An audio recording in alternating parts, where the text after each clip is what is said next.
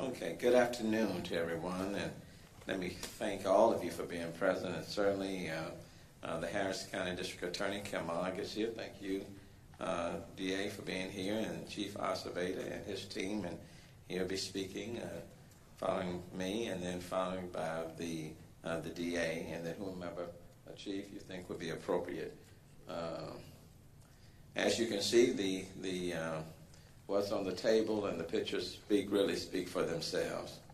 Since the Herman Park incident in September of 2016, this has been a priority for this administration and Chief Acevedo and the Harris County District Attorney's Office to crack down on large amounts of Kush in our city. And I want to start off by simply thanking HPD and everyone for their fantastic work and their aggressive work in reducing the amount of Kush that are on our streets that have impacted so many lives and affect so many different services in our city. This is the largest seizure amount to date of any manufacturer of Kush since we began our enforcement initiatives, and I couldn't be prouder of the Houston Police Department for their tireless efforts to remove this dangerous, deadly drug from our streets that cost us on so many different levels. The HPD Narcotics Division has done an outstanding job, and that's an understatement. And these two arrests and the seizure will go a long way in improving the quality of life in our city. This was a long-term investigation that resulted in hundreds of pounds of Kush being confiscated, and we are sending the message to dealers and distributors that we will not tolerate the manufacturing, sale, and distribution of this drug in our city. And the last time we had this conversation, we pretty much dealt with the sale and distribution. On this particular instance, we're dealing with the manufacturing. And as you can see, the substance in that bag, that substance is ready to be placed in those smaller bags that are further to my right. It is also important to note the tie between substance abuse, mental health, and our homeless program. Not all of those who are living on the streets have substance abuse problems, but many do and have fallen through the cracks of the social service system. We have a 6-point holistic plan for addressing homelessness in Houston, but without increased funding for mental health and substance abuse treatment programs, the cycle will continue to repeat itself. The city is continuing to push for more funding at the state and federal levels and working with the county for more detox centers. These efforts work hand in hand with our ongoing aggressive police actions regarding the sale and distribution of Kush and other synthetic drugs. And so again, I want to thank HPD for doing an outstanding job, putting us in a position to now turn this matter over to the DA's office for their prosecution. Now, at this time, let me bring up Chief Acevedo to further discuss the details of this particular operation. Chief.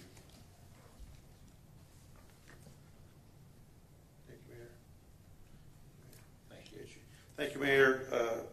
DA, thank you all for being here on this a great day. It's a day that we really believe as a police department, and I think as a community, that as a result of the excellence of the Houston Police Department Narcotics Division, that people that would have been ingesting this poison that's here, this almost 600 pounds of poison, and the socioeconomic toll of those 600 pounds of poison that would have been in our community and probably transported to Austin and other places in the state will not happen. And that's, again, to the, I think speaks volumes of the excellence of our men and women. But this investigation, as you remember, Mayor, our first week here when you brought me over, we had the privilege of talking about another bust that was about a little over 300 pounds. And at that time, we talked about narcotics enforcement, and one of the things that we committed and at the direction of the mayor and the division for this police department is that, we're not interested in kids with the bag of marijuana. And actually, marijuana, and I'm talking about the stuff that grows in the ground, not the poison that is manufactured in houses and throughout other parts of the world. That wasn't our concern. This is our concern. And what I told you all is that we were going to focus on the people that were really manufacturing and distributing the large amounts of drugs. In response to a series of overdoses in a portion of Herman Park, as you all remember, that later became known as Kush Corner, the city began an enforcement initiative to combat this horrible drug.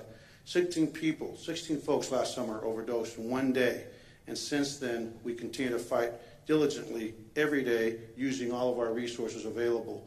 I wanted to introduce, as I continue, Captain Follis, who runs our narcotics division, Lieutenant Todd, who's his XO, Chief Slinkard, who has the Executive Assistant Chief of Investigations, obviously, Chief Jones.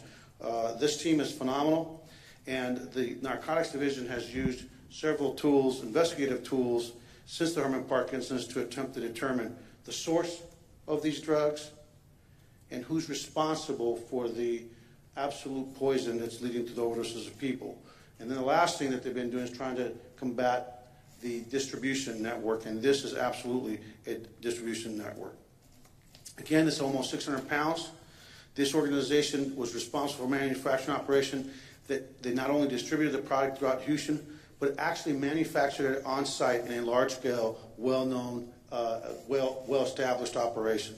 The residence was found with no furniture. It was used solely for the manufacturing of this drug. And again, this is the largest manufacturing organization identified in Houston to date. I want to note personally that we have learned through intel that the Herman Park overdose incident was significant, not only because of the number of people affected, but also the substance was laced with paint thinner. So when we're telling young people and the people that would use this stuff that they're actually ingesting they're actually ingesting poisons, we're not making it up. When the lab actually tests this stuff is deadly and it will kill you. This criminal enterprise that was stopped yesterday was potentially doing the same thing with their Kush in terms of manufacturing this drug here that you see before you. So the one thing that I want to stress to everyone is that think about where we found this, in a neighborhood, in a house, unfurnished. There's something that we all have, and that's that gut feeling. We know our neighbors, we know what looks right and what looks wrong, and I would just encourage all Houstonians, when they see what's something suspicious in their neighborhood, please be our eyes and ears, please be that force multiplier that we rely on, and please come forward and let us know so we can initiate an investigation. One thing that I will commit to you all at the direction of our mayor is that when someone contacts me or a member of our department about suspicious activity, we're not just going to dismiss it. We're going to use our investigative tools at our disposal to ascertain whether or not a house like this in their neighborhood. And the last thing is this. It's not just the drugs that can be dangerous, but any time that you're manufacturing illegal narcotics in the neighborhood, many times all kinds of chemicals are brought to bear in the production of that narcotic, and these people, some of them they're not biologists, they're not scientists, and quite frankly, sometimes because of the stuff they put in here, they don't even realize that when you start mixing things and you mix the wrong substance, the wrong chemicals, they can create some real dangerous situations for our community. So again, please report it. And with that, I want to turn it over briefly to really the people that are the ones that are making this happen, and that's Lieutenant Todd, who's one of our fine young leaders here at the Houston Police Department Narcotics Division. Come on up, LT. Since the mayor's directive to take a hard stance on Kush in the city of Houston, we have made great strides. We've continued to fight against not only the small street-level users, but also, more importantly, the distributors. We continue to investigate convenience stores and smoke shops across Houston that choose to sell this horrible, horrible substance. We have multiple drug trafficking organizations that we're currently targeting that are responsible for distributing Kush throughout these types of business. And as of today, since the mayor's push for this, we have approximately 70 stores in the area that we've investigated. With this week's arrest of defendants Moton and Malik, we've begun to not only target the distributors, but now the manufacturers as well. This is just a representative sample of the 600 pounds of Kush, which is the largest seizure from a manufacturer in our area today. And we are not done. We will continue to target those who make and sell Kush to our communities, to our family members, and to our children. One of the greatest challenges, but most important components in an effective plan to reduce the threat from Kush are those efforts directed toward changing the public's perception about the risks of the use of Kush. Like they've all said, it's horrible, it's dangerous. We cannot continue to make the significant impacts we have been making without your help. If you have any information related to anyone selling or making this substance, please go to stopdrugshouston.org and report it, and your information can remain anonymous. Thank you. The one last thing that the LT real quick touched on, this is just one investigation. There are many investigations ongoing, and My caution, word of caution to those that are out there doing this stuff, quit or move out of the city of Houston while you still can, because we are going to find you. And with this DA that is going to be very focused on what matters most, as you will hear in a minute, you're going to do some real serious time and hopefully in prison. So with that, we'd like to call up our DA. Thank you, Chief. Thank you, Mayor, for this invitation. And let me thank, first of all, the officers and the officers out of narcotics that actually made this case. They saved lives.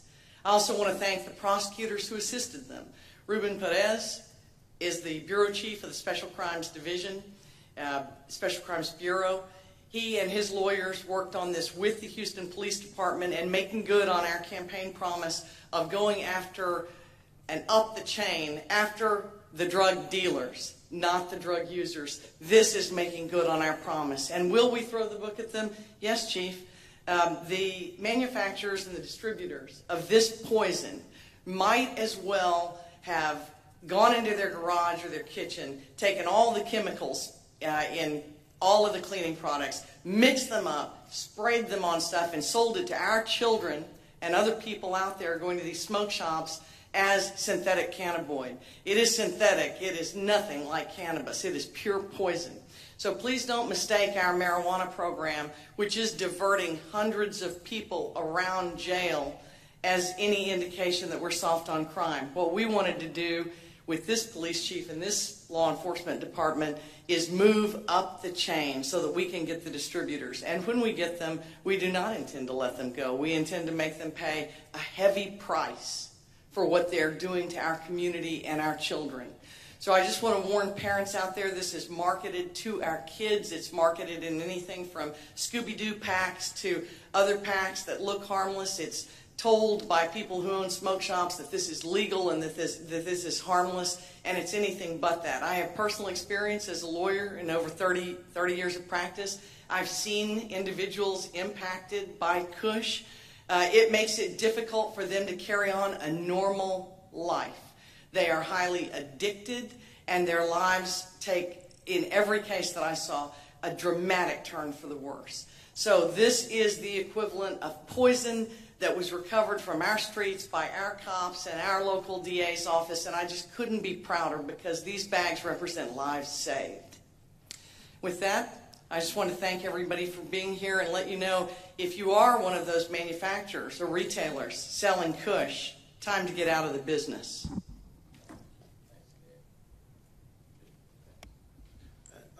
In case you're wondering, this is close to 100,000 doses of this stuff, 100,000 people that would have smoked this stuff potentially and ended up calling 911 and diverting all those really precious resources we all rely on. So with that, we'd open up to any questions and any other comments.